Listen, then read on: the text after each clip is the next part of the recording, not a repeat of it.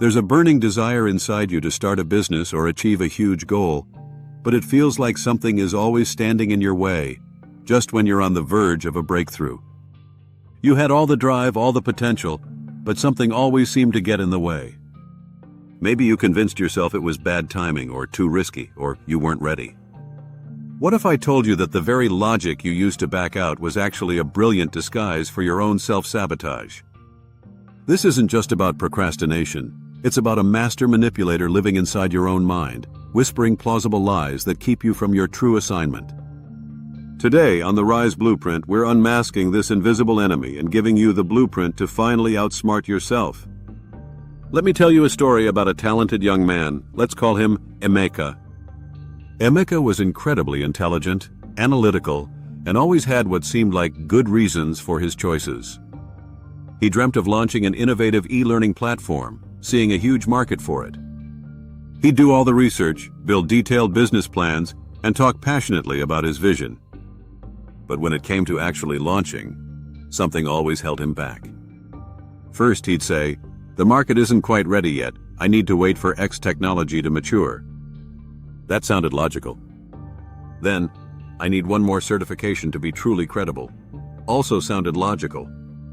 When he finally got close to pitching investors, he'd find a critical flaw in his projections, or convince himself, "Now isn't the right time for this kind of investment. I should wait until the economy is more stable." Every single reason was backed by what seemed like sound logic, robust data, or a prudent assessment of risk. The pain for Emeka was immense. He watched others with less impressive plans and less logical approaches launch and succeed. He felt like he was constantly outsmarting himself, and he was. His logic was a sophisticated shield, protecting him from the perceived discomfort of failure or the anxiety of success. He was literally building walls of logic around himself to keep his dreams at bay. It wasn't until a mentor helped him see these logical reasons for what they truly were, fear in disguise, that he could finally start to dismantle them. He realized he was rationalizing inaction, not strategizing for action. So how do we shine a light on this invisible enemy and prevent our own brilliant minds from sabotaging our greatest potential? It requires a shift in perspective. Recognize the comfort zone logic, the rationalized retreat.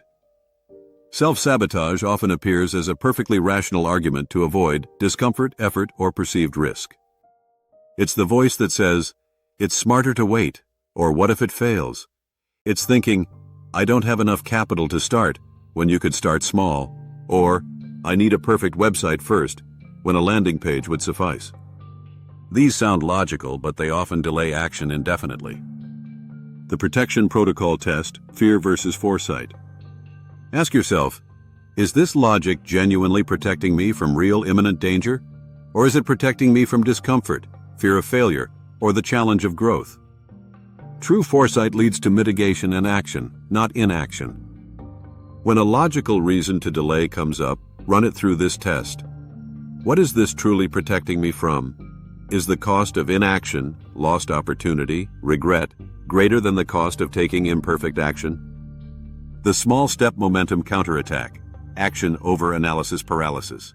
Self-sabotage thrives on grand, overwhelming plans. To defeat it, you must commit to tiny, undeniable steps.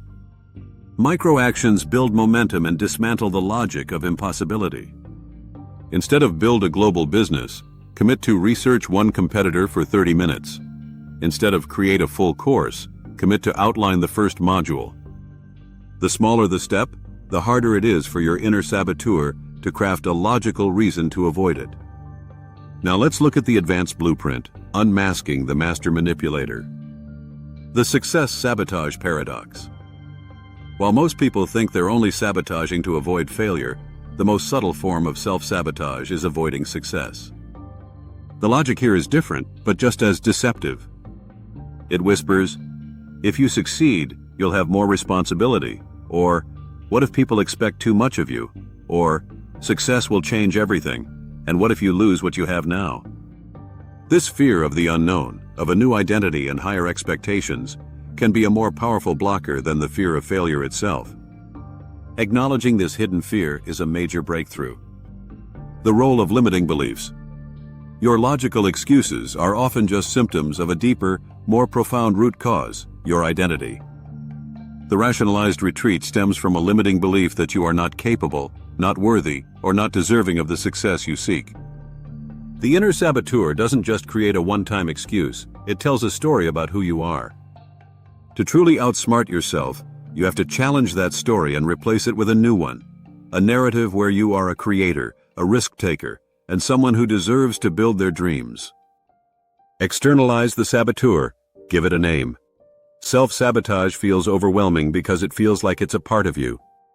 A simple but powerful trick is to externalize that voice. Give your inner saboteur a name, something that sounds a little silly or formal like Sir Procrastinates a Lot or Dr. Safety. When that voice of logic pipes up, you can now say, "Oh, there's Dr. Safety again, trying to keep me small." This simple act of separation makes the voice less powerful and more of an observable habit you can choose to ignore. The pre-mortem strategy, actionable risk assessment. Instead of letting your mind catastrophize, get proactive. A pre-mortem exercise flips the script. Imagine your project has already failed 6 months from now. What went wrong? Write down every possible reason for failure, from "I ran out of money" to "the market wasn't ready." Now, with that list, you can create an action plan to address those specific fears. This turns your anxiety from a paralyzing force into a strategic checklist for mitigating risk. The self-reinforcing feedback loop. Your inner saboteur operates in a closed loop. It whispers you shouldn't start because you'll probably fail. You listen and you don't take action. Because you don't take action, you don't get any results. This lack of results then seems to prove that the logic was correct all along. This is a subtle but powerful mind game. The only way to break this loop is to take an imperfect action and get a result, any result, so you can finally collect new evidence that your initial logic was flawed. Accountability as the ultimate anti-sabotage tool. Self-sabotage thrives in silence and isolation. When a project is only in your mind, it's easy for the inner saboteur to whisper its lies. The moment you make a public declaration or share your plans with a trusted friend or mentor, you introduce accountability. You create a social contract that makes it exponentially harder to retreat. Knowing that someone is expecting a progress report or cheering you on can be the external force that empowers you to ignore the internal voice of doubt and take action. The journey to building your kingdom, a global business, a life of purpose, and true financial freedom is not about working harder. It's about working smarter by mastering the one thing most people neglect, your inner dialogue.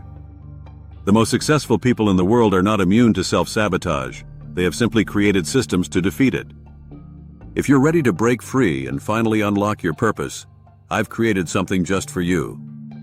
It's my free downloadable guide, The Self-Sabotage Solution, your guide to unmasking and overcoming self-sabotage. It includes a self-assessment and actionable exercises to help you take back control of your time and your life. The link is in the description below. Your future depends on it.